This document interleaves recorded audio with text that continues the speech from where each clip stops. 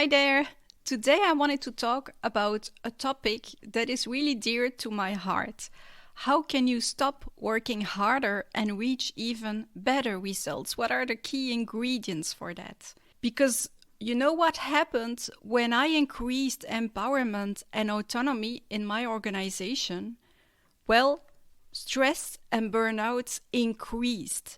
Because people worked more, people got motivated, they really liked what they were doing, they wanted to deliver results, and they started working harder, and that's how we got stress and burnouts. And chances are that now in COVID times, when a lot of us are working from home, the same happened to you. You are motivated, you are driven to deliver what is expected from you. And since you appreciate the flexibility, you start working harder and harder. You don't see the difference anymore between work and life. You don't manage to disconnect anymore. And this is what I wanted to talk about in this podcast. I'm Muriel, CEO, mom, and educator. I used to work really hard and sacrificed important things to me until I lost my motivation. Fast forward past many failed attempts and lessons learned, and I found a way to reach great results while working less. Today, I'm obsessed with helping other leaders build meaningful lives. So each week, I'll be sharing inspiration to change your life and organization. This is Rebel Leader with a Heart.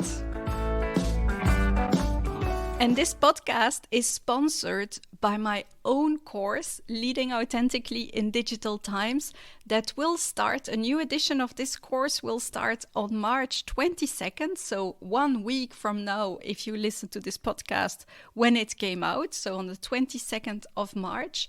And for this edition, we have a special bonus, Leading Through Empowerment, for remote, hybrid, and face-to-face teams. So if you want to become a better leader in these digital, uncertain, and disruptive times, this course is really for you because it helps you become another leader and not simply know more stuff. It helps you increase your impact, increase your balance, and also find your motivation back or more meaning should you have lost it.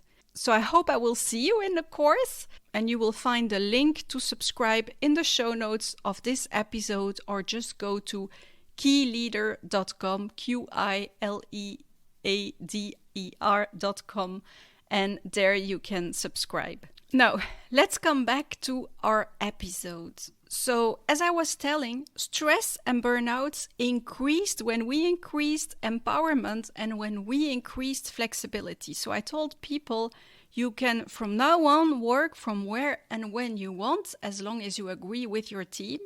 And people really appreciated that because it gave them the flexibility to be there for their children, to do their grocery shoppings when it wasn't too busy, to go to a doctor appointment, or to do things during the day, and then they would start again at night to recuperate for the hours that they didn't spend working during the day. And I remember when I started this, I had a lot of people in my management team who were thinking, but is this a good idea? Because increasing flexibility till the point that people can choose where they work, won't people just try to take advantage of that? And shouldn't we control them? Because people are going to not work and spend all their time doing something else.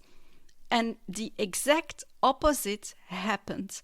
People started working more and more and more, and some people couldn't stop working anymore because of this flexibility.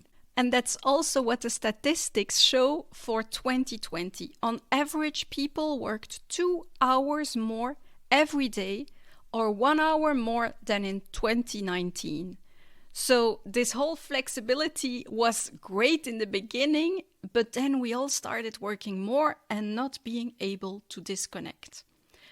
So what did we have to do? Well, we had to support the people in changing their habits, and in particular in pausing and in saying no to things, because it wasn't always management that was putting more pressure on the people. Of course, we had a big pressure to deliver, but often we tend to put pressure on ourselves as well. We see opportunities, we see problems, we have demands, and we want to do it all. What is happening is, and probably you are in that case as well, is as leaders, you are often successful and you know a lot. You know, for instance, that you should say no more. You know that. You know that you should listen more to the people, especially as a leader of a team. You know that you should focus and not try to do it all. You know that you should be vulnerable and not constantly showing your strength. You know you should be transparent about what is happening, and also that there should be transparency within the team to discuss eventual issues or opportunities or things that don't go as planned.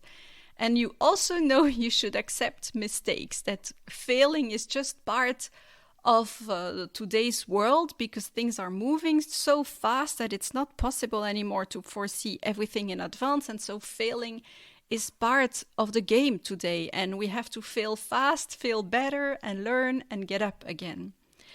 And so we know all these things, and chances are that you are smart, successful, and often know what you should do. Just look at yourself. Haven't you always figured things out in your life and career? Do you often know what you should do if you really calm and you take the time, and if you had all the time in the world, you know you can figure things out, even if figuring things out means asking for help. You know what you should do. The problem is that as soon as you are under pressure, and that means when you have too much on your mind, when a problem arises, when you're under stress, when you're tired, when you have this fear that you might not be able to deliver it all, or the fear that you might disappoint someone, or the fear that you might fail, or the fear of losing control. So as soon as you are under pressure, despite everything you know that you should do, your conditioned behaviors might take over without you being aware of it. And so you can become a micromanager again, and the safe environment and empowerment that you took months to build can be shattered in a moment just because your conditioned behaviors took over. Or if you're a team member, you can start working hard again and saying yes to everybody because that's what you've always done. And the good intentions that you had to have a better work-life balance, well, they're completely forgotten because your conditioned behaviors took over. And so, in fast, digital, uncertain times, what I believe is that you cannot compensate anymore by doing more. You do already a lot, and just look at your organization and your colleagues. Chances are that most of them are working really, really, really, really hard, but you don't get the results you want. But the solution is not anymore to do more. Just look at yourself. Do you think it's possible to do more without sacrificing your balance? And can your team do more? No, what you need to be successful today is to be more.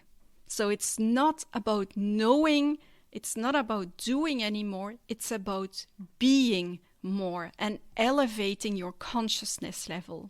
You have to become another leader and not simply know more stuff or do more things. Chances are that you know already a lot.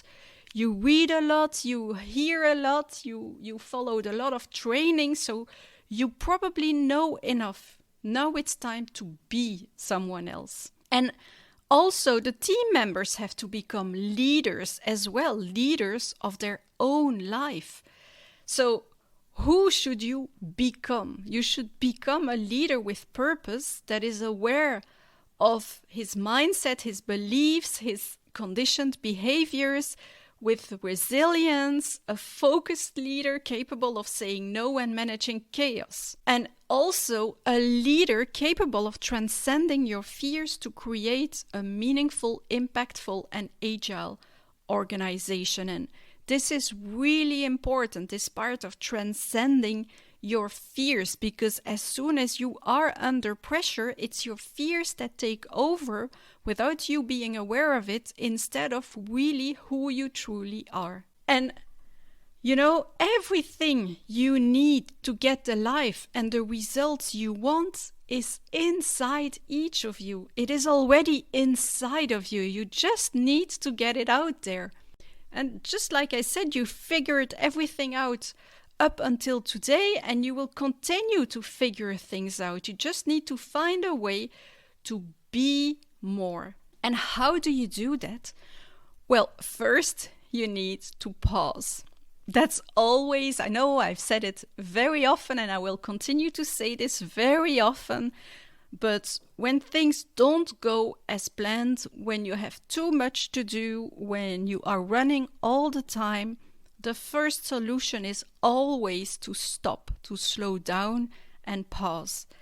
And then to reconnect to who you really are, what truly matters to you. And this is important. If you want to be more and have more impact, you first have to reconnect with yourself. Today, too many people don't do that. They run and they run. They ignore every signal that their body is sending them. And that's not great, because worst case, you get a burnout.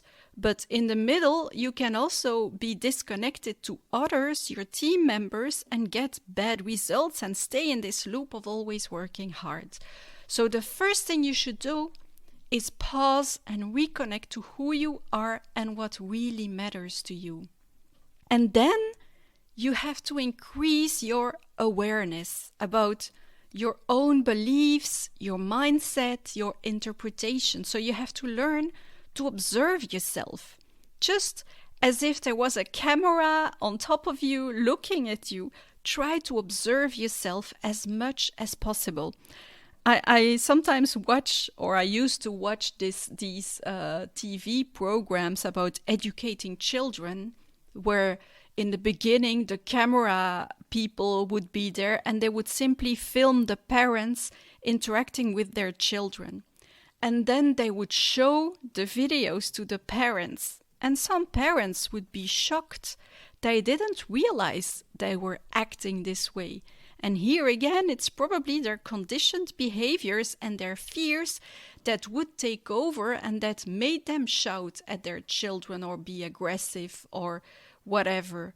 And that's why the most powerful tool to become another leader is stop reconnecting to who you are and observing yourself, so that you really increase your awareness. You have to become aware of your beliefs, aware of your thoughts, aware of your actions, especially when you are under pressure. And chances are, when you are aware of that by observing yourself, you will probably change it by yourself.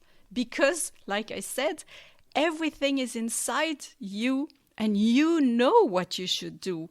And once you are aware of certain behaviors, then you free yourself from your conditioned behaviors and you are free to do the things that will lead to your desired result. Another thing, if you want to become another person and another leader, is to increase your energy and to adopt these new habits of fast times. So like saying no, pausing, focusing, listening instead of talking, trusting more.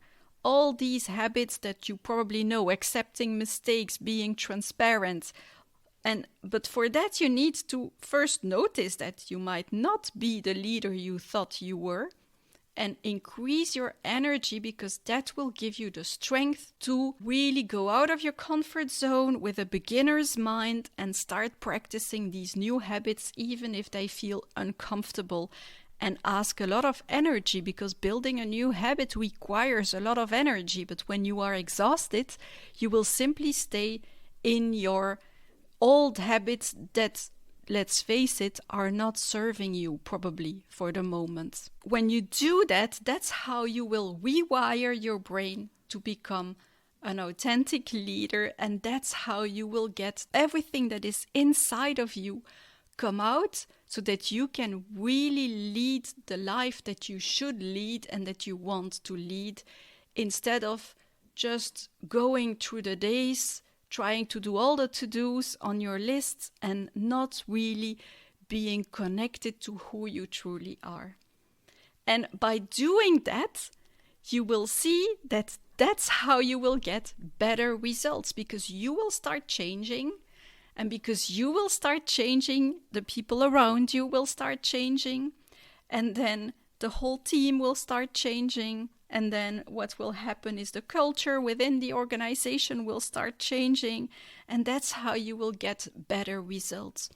I often say being successful in a transformation is not about the big strategy, it's about changing the little things, and the little things compounded will change the culture, will change your habits, that will change the culture, and that will make it possible to implement your strategy and have great results.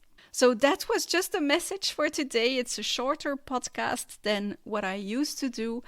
I just wanted to say that you don't have to do more, you don't have to know more.